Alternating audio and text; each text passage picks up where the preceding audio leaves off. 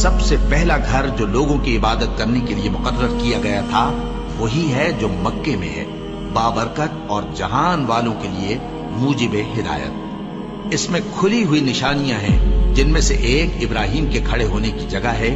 جو شخص اس مبارک گھر میں داخل ہوا اس نے امن پا لیا، اور لوگوں پر اللہ کا حق یعنی فرض ہے کہ جو اس گھر تک جانے کا مقدور رکھے وہ اس کا حج کرے، اور جو اس حکم کی تعمیل نہ کرے گا تو اللہ بھی اہل عالم سے بے نیاز ہے۔ اور جب ہم نے خانہ کعبہ کو لوگوں کے لیے جمع ہونے اور امن پانے کی جگہ مقرر کیا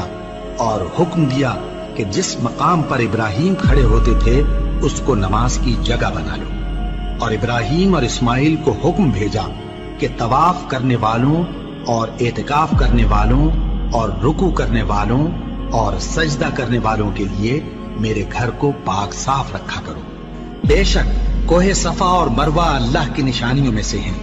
تو جو شخص خانہ کعبہ کا حج یا عمرہ کرے اس پر کچھ گناہ نہیں کہ دونوں کے درمیان چکر لگائے،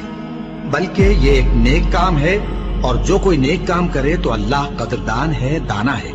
اور اللہ کی خوشنودی کے لیے حج اور عمرے کو پورا کرو، اور اگر راستے میں روک لیے جاؤ تو جیسی قربانی میسر ہو کر دو، اور جب تک قربانی اپنے مقام پر نہ پہنچ جائے سر نہ منڈاؤ۔ اور اگر کوئی تم میں بیمار ہو یا اس کے سر میں کسی طرح کی تکلیف ہو تو اگر وہ سر منڈا لے تو اس کے بدلے روزے رکھے یا صدقہ دے یا قربانی کرے۔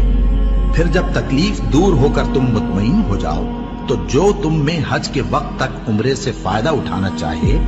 وہ جیسی قربانی میسر ہو کرے، اور جس کو قربانی نہ ملے وہ 3 روزے ایام حج میں رکھے اور 7 جب واپس ہو، یہ پورے 10 ہوئے۔ یہ حکم اس شخص کے لیے ہے جس کے اہل و عیال مکے میں نہ رہتے ہوں۔ اور اللہ سے ڈرتے رہو اور جان رکھو کہ اللہ سخت عذاب دینے والا ہے۔ حج کے مہینے معین ہیں جو معلوم ہیں، تو جو شخص ان مہینوں میں حج کی نیت کر لے تو حج کے دنوں میں نہ عورتوں سے اختلاط کرے، نہ کوئی برا کام کرے اور نہ کسی سے جھگڑے،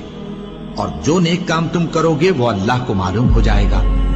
اور زاد راہ یعنی رستے کا خرچ ساتھ لے جاؤ، کیونکہ بہترین زاد راہ پرہیزگاری ہے۔